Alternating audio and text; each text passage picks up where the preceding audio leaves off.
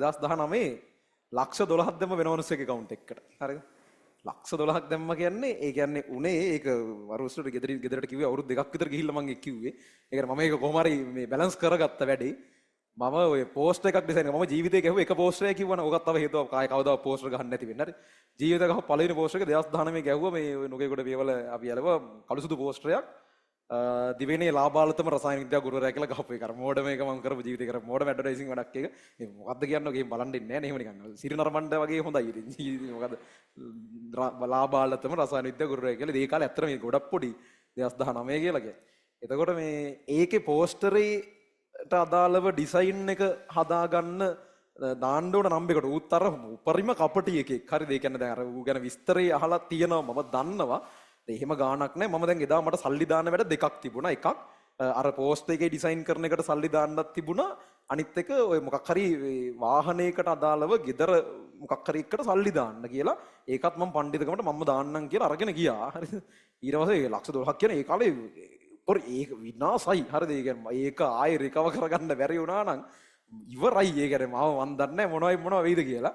කොහොම හරි මේ ඒක උපරිම ඒ කියන්නේ ගෙදරම තියෙන සල්ලි වෙන්න පුළුවන්. ඒක ගියොත් එහෙම ඉවර වෙන ලෙවල් එකට. ඒකත් අර ඔය අපේ ගෙදරින් කරපු එකක් තියෙනවා වාහන අරගෙන නිකන් විකුණනවා වගේ එකක් ඒ කාලේ කරා. නිකන් එහෙම කරපු එකට දාන්න ගියපු එකක්. ඒ කියන්නේ ගෙදරට වාහනයක් ගන්නත් නෙවෙයි.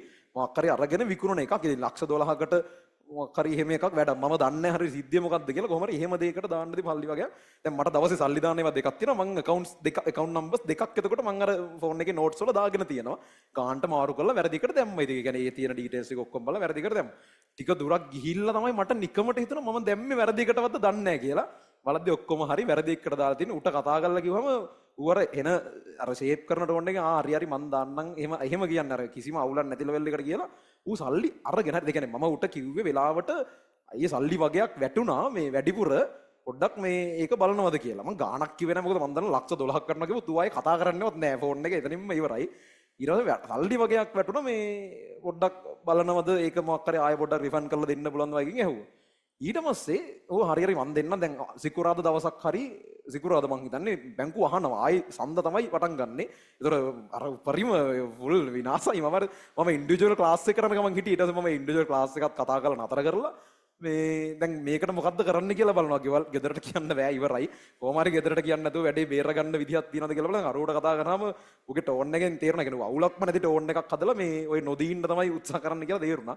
මම ඊට පස්සේ මට ඌව කන්ටැක්ට් කරලා දුන්නේ කාට කතා කරා ඌ මොන වගේ මිනිහෙක්ද දාන්න. ඌ කිව්වා දැන් නම් ඉතින් ගහලා තමයි ගන්න වෙන්නේ උගෙන් කියලා. ඒ කියන්නේ එහෙම කිව්වා. ගහලා හරි ගමු කියලා කිව්වා. එහෙම කිව්වේ. ඒ කියන්නේ අපි ඒ කියන්නේ එච්චරට ඌ කීයටවත් දෙන්නේ නැහැ. උට ගහලා හරි ගමු කියලා උන් ගහන්න ලෑස්ති වෙනවා. දැන් උට කියන්නේ මොනවා හරි කරලා ගන්න දුන්නේ නැත්තම් කියලා ඌට යන්න බෑනේ. ඊට පස්සේ මේ අන්තිමේට මම ඊට ටික වෙලාවකින් මට මැසේජ් එකක් එනවා 12000ක්. ඒ කියන්නේ මැසේජ් එක නෙමෙයි. මම ඊට පස්සේ බැංකුවට ගිහිල්ලා මම ඔය වැඩේ කරගත්ත. ඒ කියන්නේ සල්ලි දාපු බැංකුවටම ගිහලා දැන් ඒගොල්ලන්ගෙන් ඇහුවා මේ මොකද දැන් මෙහෙම එකක් වෙලා තියෙනවා. ඒක ආයෙ බැයිද ගන්න කියලා. ඔය කියන මේ සල්ලි දෙන්නට පස්සේ ආයෙ ගන්න බෑ. ඉතින් එහෙම හරි වැඩක් නේ කියලා. හරි බැංකුවේ මැනේජර් ඊළඟට දැන් ඔය ටික කතා කරද්දී එහා පැත්තේ එකෙක් කියනවා ඔව් මට එකපාරක් මේ මිලියන 1.8කට ඔහොම වුණා. ඌ මේ පැත්තේ කියනවා තව කතන්දර. මම මේ අවුරුදු 20ක් විතරදී මට අරුන් මේ කතා අහින. උන්ට තේරෙන්නේ නැහැ නේ මං මේ මූණ දීලා තියෙන ප්‍රශ්නේ ගන්න බැරි වුණායි. ඒ වගේම කියනවා. ඊට පස්සේ අර ඒ account එකේ දැන් මම ඊට පස්සේ මෙහෙම වැඩක් කරා. දැන් අර මනුස්සයාට ආයෙ කතා කරලා දැන් ඌ කිව්වනේ මේ සඳර දාන්නම් වගේ තමයි කිව්වේ. මං ඒ මනුස්සයාට ආයෙසරයක් කතා කරලා බැංකුවේ අරගොල්ලෝ ඉස්සරහා මැනේජර් ඉස්සරහා ලවුඩ් ස්පීකර් දාලා කතා කරලා මේ ආයෙ පොඩ්ඩක් දැන් යාළුවන්ට මොකක් හරි කන්ෆර්මේෂන් එකක් ඕනේ මේක අපතට දාන අනිත් පැත්ත දාන්න කියලා. වෙලාවට ඒ මනුස්සයා ෆෝන් එක ආන්සර් කරලා කිව්වා හරි මල්ලි කිව්වනේ මං දාන්නම් කියලා. එහෙම ගන්නවද උඹලගේ සල්ලි කියලා. ඒ අර එහෙම තමයි ටෝක් එක දෙන්නේ. දීලා මේව කරන්න කියලා කිව්වා. ඊට පස්සේ දැන් එතකොට ඔය ටික යනකොට අර බැංකුවෙන් ඒක රෙකෝඩ් කරගෙන දැන් හරි වැඩේ කන්ෆර්ම් මෙයාට වැටලා තියෙනවා. ඒක ආයෙ මට දෙන්න ඉන්නේ කියලා කන්ෆර්ම් වුණාට පස්සේ මං කිව්වා හරියයි අයියා කරදර වෙන්න ඕනේ. මම මේ බැංකුවට අවිල්ලා තියෙන්නේ. මම මේක මෙහෙම රිෆන්ඩ් කරන්නම් අවුලක් නැහැ නේද කියලා. ඌට දැන් උට එතකොට මොකුත් එපා කියන්න බෑ. ඊට පස්සේ හරි මල්ලි එහෙනම් කියලා මේව කරා. ඊට පස්සේ ඒකෙන් රිෆන්ඩ් කරන්න බලනකොට ආයෙ මෙහාට ගන්න බලනකොට 12000ක් අඩුයි. හරිද? කියන්නේ වෙලා තියන්නේ මෙහෙමයි. උට SMS එක එන්න ඇති ලක්ෂ 12ක් වැටුණා කියලා.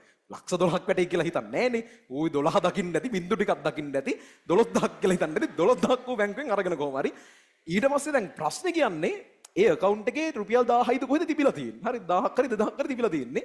දැන් රිෆන්ඩ් කරනව නම් මගේ සම්පූර්ණ ට්‍රාන්සැක්ෂන් එකම රිෆන්ඩ් කරන්න ඕන. ලක්ෂ 12ම රිෆන්ඩ් කරන්න ඕන. 11,99,000 එහෙම රිෆන්ඩ් කරන්න බෑ. ඒ කියන්නේ බැංකුවක ප්‍රොසෙස් එකක් තියෙනවා.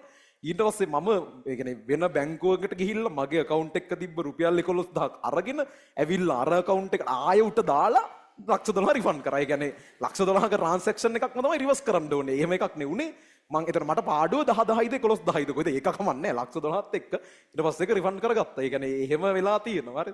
ඕම තමයි කියන්නේ සල්ලි ගියොත් එහෙම ආයෙ ගන්න බෑ. වෙලාවට ඒකේ ඔක්කොම ටික බැලන්ස් වෙනවා. මං අවුරුදු 2කින් විතර කිව්වා ගෙදරට එහෙම එකක් වුණා කියලා. එතකොට අවුලක් නැහැ. ඒ වෙද්දි මමත් හම්බ කරලා ප්‍රශ්නයක් නැහැ. අරගෙත් ප්‍රශ්නයක් උන්නේ නැහැ. මට රුපියල් 10-12000ක පාඩුවක් වුණා.